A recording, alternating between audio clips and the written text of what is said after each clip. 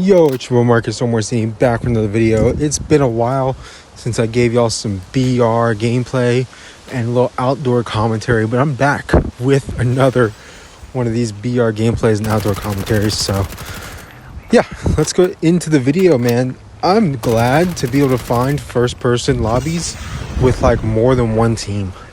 So I'm saying is like I'm not just killing bots, but there's also real people in here, other real teams, and then like multiple real teams in the lobby as me.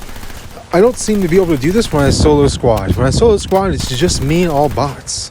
So like I feel like that deteriorates from the quality of gameplay. But when I actually have other real people to kill, I feel like it's better. That's just how I feel. Like as somebody who's recording these gameplays and like making videos, I think that's a better way to make the video. So it's good to be able to get in these kinds of lobbies.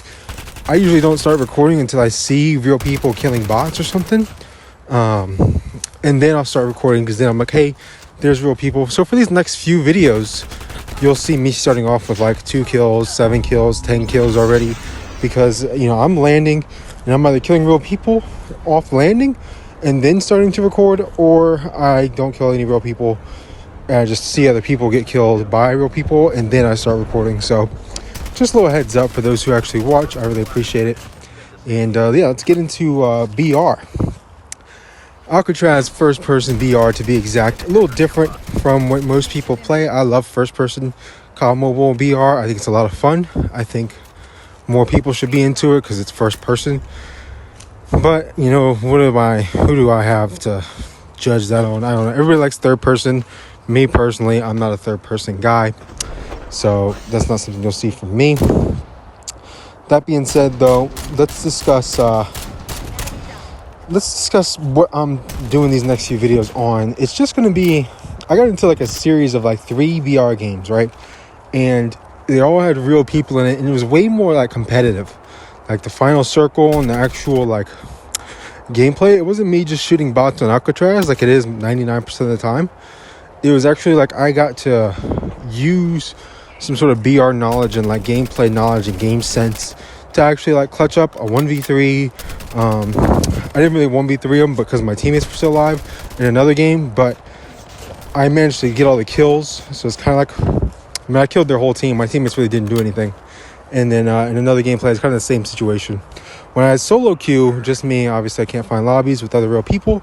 But when I queue with randoms, I seem to find lobbies with other real people with no problems. So that's something I'll be touching on right here. Also, the DRH buff, definitely, the DRH feels really good in BR right now. I don't know why that is. It's never been a gun I used in BR because it's kind of awkward. But in multiplayer, everybody uses it, so we're going to kind of discuss my strategies once we get to that point. Some of the things I want to touch on, just as side notes to the actual video itself. Cowboys lost 31-10. They looked awful. They looked pretty bad. Lost me my fantasy game. I needed Dak to drop like 20 plus points. I needed Pollard to get like 20 points, and that would have won me my fantasy game, but that didn't happen, so I lost. And Bijan Robinson, if anybody plays fantasy watching this, holy crap, a 0-point dud. He really cost me as well. And Pacheco was out, so I couldn't start Pacheco, so I just got screwed. But I still have a chance to come in third place, so I guess that is what it is. And in my other league, I'm killing it, so we'll see how that goes next week. That being said, let's hop back into the gameplay. We got a lot of real people around this area, landing in, back and forth all over the place. Teammates are here, real people are here. It's kind of hectic.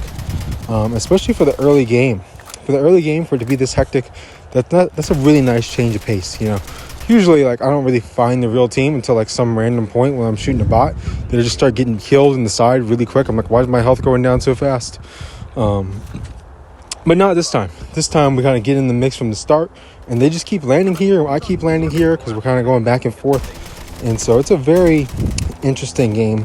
This is where it's good to have those random teammates in case you do die. If your game's not over, but you can come back in and you still have a chance.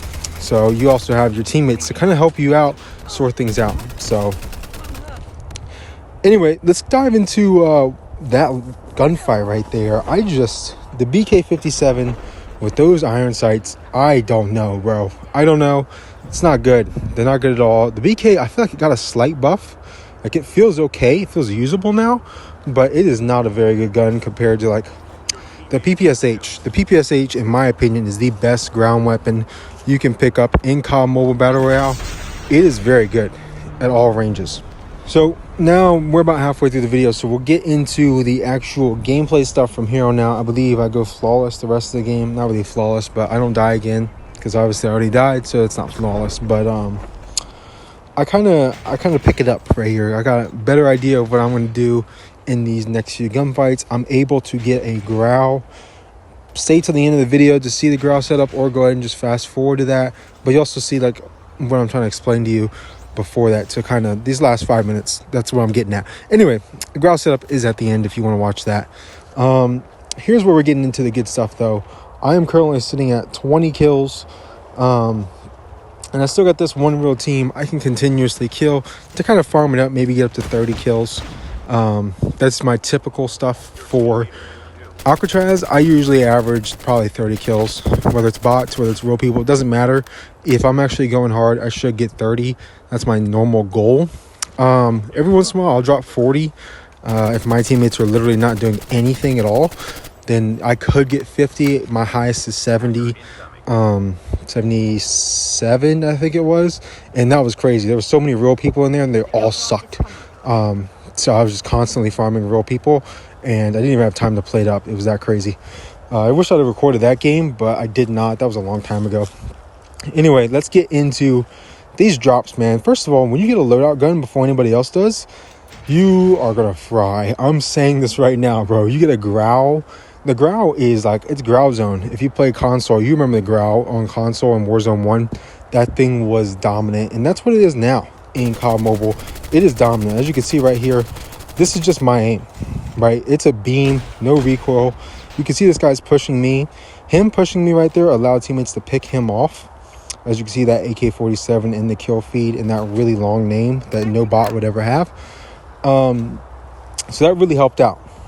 And now I'm up in this house, kind of holding this house down, as they're going to constantly respawn over here until their respawns run out, which doesn't happen because the actual timer for respawns runs out and they just don't get any more flights back. But this is a big part right here. They still have this last revive flight, I think. So I'm kind of holding them off right here. They're kind of holed up. My teammates are there. He tries to push out. I am able to get him picked off through the window somehow. A little bit of wallbang action. And this is his last life. So he just gets thirsted right here by me, Mr. Henry. And I got 3 teammates left. And there's 6 alive. So that puts us at 3v3. Big for us because it's kind of just me. And this is obviously not a 1v4, but it's really only me doing any of the work. So I'm considering it kind of like it's just me. It's not a 1v4, but you know, you'll see what I'm saying. Able to finish that guy off and knock another one with the War Machine. Huge to have the War Machine in the back pocket here instead of the Tempest. Because the Tempest, I could shoot those Tempest things back there, but they'll shock them and not really take off much health. They'll shock them and they won't be able to move for a second, but they won't lose any health. So that's kind of a downside to the Tempest. But here I am going to this other window and I spot the guy I downed in the building. Not sure how I got in the building, but whatever. I'm pretty sure he was behind the building unless I managed to squeeze those into the window, which I don't think I did. So able to get him downed and finished off. And teammates are pinging this guy like crazy over here. I don't know where he went. He's just somewhere. Everybody's pinging him. I finally spot him, so I'm going to ping him as well. He's on his own.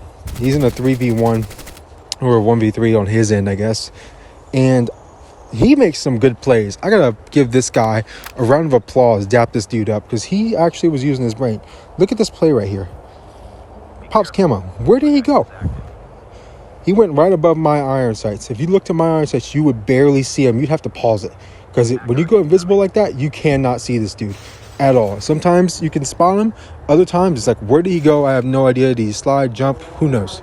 Luckily, you still have audio cues when you go invisible.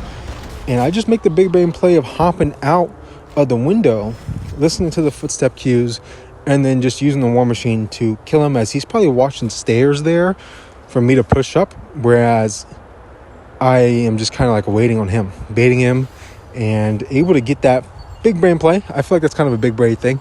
Mostly just me playing the game, but Definitely not something you normally see in first-person VR, because you don't really see normal people.